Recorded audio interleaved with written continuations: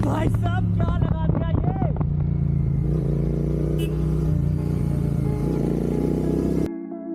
तो जी मुझे आज ऑलमोस्ट 2 साल हो चुके हैं अपनी बाइक पे ये वाले हैंडल बार्स लगाए हुए। एंड इन 2 सालों में मैंने बहुत तरह के राइड्स और बहुत तरह के एक्सपीरियंसेस इनके साथ करे। अब क्योंकि इन हैंडल बार्स के ऊपर मुझे आज भी बहुत सारी क्वेरीज आती हैं एंड लोग अभी भी मुझसे इनके लिंक्स मांगते रहते हैं, तो मैंने सोचा क्यों ना इनके ऊपर थोड़ी सी वार्तालाप हो जाए कि इन 2 सालों में मेरा इनके साथ अनुभव कैसा रहा और किस तरह के राइडर्स को ये क्लिप ऑन्स लगाने चाहिए, और बल्कि आपको ये क्लिप ऑन्स लगाने चाहिए भी या नहीं। हाँ जी बॉस, क्या हाल चाल। तो काफ़ी दिन हो गए थे ना, कोई रिव्यू वीडियो नहीं बनाई थी एक्चुअली, तो चलो इसी बहाने मैंने सोचा एक रिव्यू वीडियो भी हो जाएगी। एंड होता क्या एक्चुअली, जब भी लोग मेरे से इसका लिंक मांगते हैं ना, तो वो मेरे से काफ़ी सवाल पूछते हैं इसके बारे में कि इसकी क्वालिटी कैसी है एंड मेरा एक्सपीरियंस कैसा रहा इसके साथ। इतने 2 साल से मैं यूज़ कर रहा हूँ, तो उनको बहुत सारी चीज़ें एक्सप्लेन करनी पड़ती है कि हाँ वहाँ ऐसे ऐसे करके। तो अब जब ये वीडियो बना ही रहा हूँ तो इसी बहाने करूँगा क्या, ये वीडियो उनको चिपका दूँगा साथ ही साथ, और इससे होगा क्या, एक तो उनको फीडबैक भी मिल जाएगा और साथ साथ उनमें से कोई 2-4 क्या पता सब्सक्राइब भी कर ले।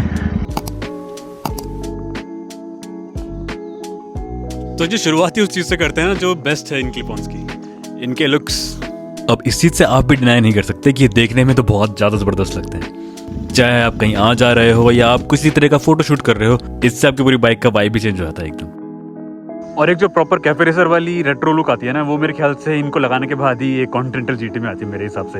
एंड वैसे अगर इस वीडियो को देखते देखते अगर आपको इसको खरीदने का मन कर रहा है तो मैं इनको इधर बॉटम में यहाँ टैग कर दूंगा वीडियो के, तो वीडियो में कभी भी अगर चेक करने का मन करे तो यहाँ से चेक कर लेना उसको। अच्छा, बात करते हैं आगे इनकी सेफ्टी की। मतलब क्या ये अपनी जगह छोड़ते हैं, मतलब जगह पे रहते हैं कि नहीं, एक जगह पे टिकते हैं, या ये हिलते भी हैं काफ़ी गड्ढे वगैरह में जाने से।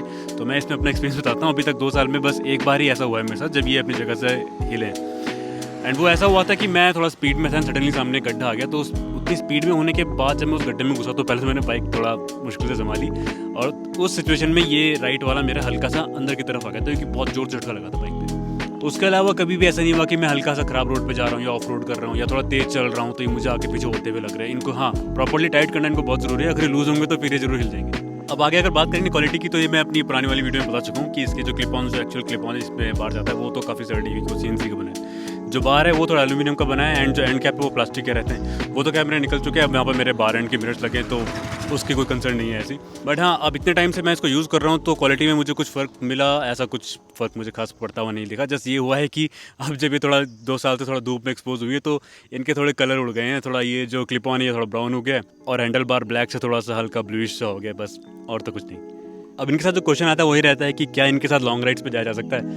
तो इनके साथ लॉन्ग राइड्स पे बिल्कुल नहीं जाया जा सकता। इनफैक्ट मैं बताऊं, अगर आप 100 किलोमीटर्स के आसपास भी जा रहे हो तो आपको मेरे ख्याल से 70 to 80 किलोमीटर्स के बाद आपको ब्रेक लेना पड़ जाएगा, क्योंकि हो सकता है बैक पेन, अगर आपको बैक में कुछ इशू है तो बैक पेन हो जाए, एंड रिस्ट में तो पेन होना ही होना है, वो तो गारंटेड है।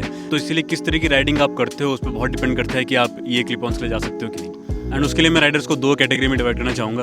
तो अगर आप पहली कैटेगरी में आ तो जैसे आप फ्रिक्वेंटली लॉन्ग राइड्स पे जाते रहते हो, थोड़ा मतलब 200-250 किलोमीटर, 300 किलोमीटर, 400 किलोमीटर, और या फिर आप डेली ऑफिस कम्यूट करते हो और आपका ट्रैफिक में बहुत ज़्यादा आना जाना होता है, तो इस कैटेगरी में अगर आप फॉल करते हो तो आपको इसके लिए बिल्कुल भी नहीं जाना है। और दूसरी कैटेगरी में वो लोग आते हैं जो फन के लिए बाइक को चला रहे हैं, चाहे हो सकता है वो वीकेंड राइड्स पे जाते हो, उनके पास इतना टाइम नहीं है कि वो डेडिकेटेड लॉन्ग राइड्स पे जाएँ, या फिर वो कंटेंट क्रिएशन में है, फोटोज़ एंड वीडियोज़ वगैरह के लिए बाइक रखते हैं, एंड इतना बहुत ज़्यादा उनको चलाना नहीं होता।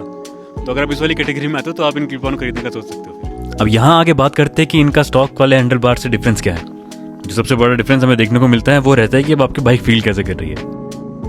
इनफैक्ट डिफरेंस इतना ज़्यादा हो चुका है ना कि जो अपनी स्टॉक वाली जीटी आती है ना, वो मेरे को अब इंटरसेप्टर की तरह कंफर्टेबल लगने लगी है, क्योंकि इनका हैंडल बार इधर रहता है कहीं, पहले तो ये ऊपर रहता है तो इसके ऊपर जाके वो यहाँ पर रहता है, एंड मेरा तो कम से कम इतना नीचे है, तो मान लो कि 3 से 4 इंच के आसपास का डिफरेंस है इसमें और एक स्टॉक कॉन्टिनेंटल जीटी में।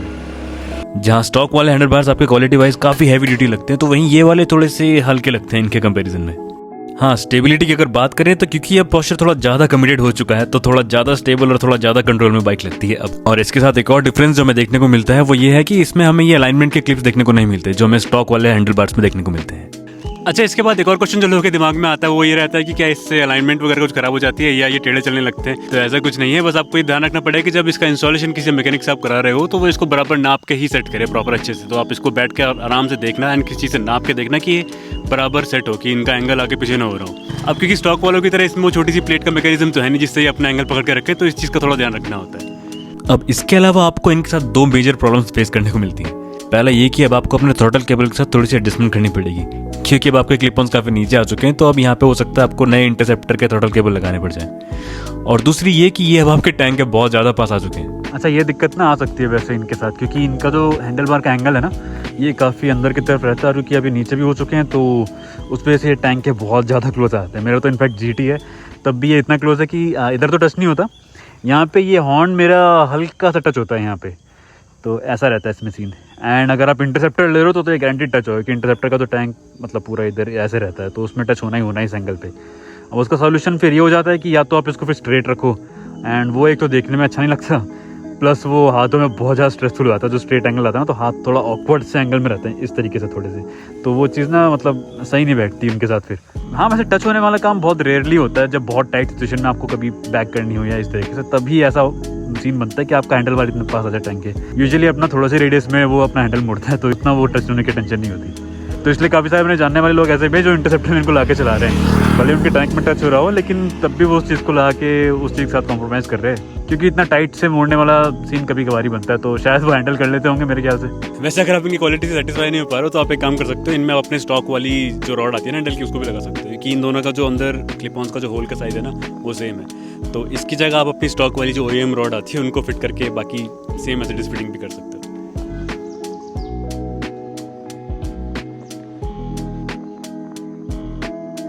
तो जी ये था अब तक का मेरा पूरा एक्सपीरियंस इन क्लिप ऑन्स के साथ। अगर इस वीडियो में एक भी चीज़ आपको काम की लगी है, तो उस लाइक वाले बटन को दबा के नीला जरूर कर दीजिएगा। इससे आप मेरी वीडियो की थोड़ी सी मदद कर देंगे 2-3 और लोगों तक पहुंचने के लिए। धन्यवाद।